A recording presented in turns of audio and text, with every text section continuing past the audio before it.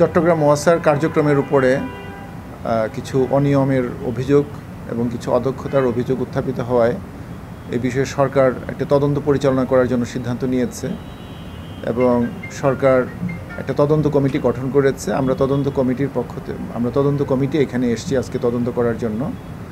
আমরা যে সমস্ত অভিযোগ ইতিমধ্যে পেয়েছি অনিয়ম বা অদক্ষতা বা দুর্নীতি সংশ্লিষ্ট সেই বিষয়গুলো আমরা এখানে পর্যালোচনা করছি, তথ্যগুলো আমরা সংগ্রহ করছি এবং বিচার বিশ্লেষণ করছি। আমরা এই তদন্তের মাঝপথে রয়েছি। আমরা তদন্ত শেষ করে আমরা সরকার বরাবর একটা প্রতিবেদন উপস্থাপন করব। আমাদেরকে যে সময় দেওয়া আছে সেই সময়ে আমরা আশা করি সরকারের কাছে প্রতিবেদনটি উপস্থাপন করব।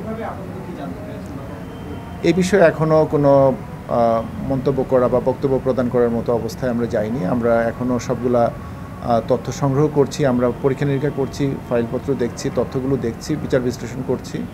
এটা শেষ করে আমরা প্রতিবেদন দিব এবং আমরা প্রতিবেদন সরকারের কাছে উপস্থাপনের আগে এ বিষয়ে আমরা কোনো তথ্য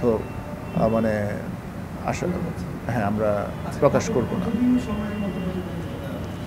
এটি আমরা আগামী সপ্তাহের মধ্যেই প্রতিবেদন উপস্থাপন করব, এক সপ্তাহের মধ্যে যত দ্রুত সম্ভব।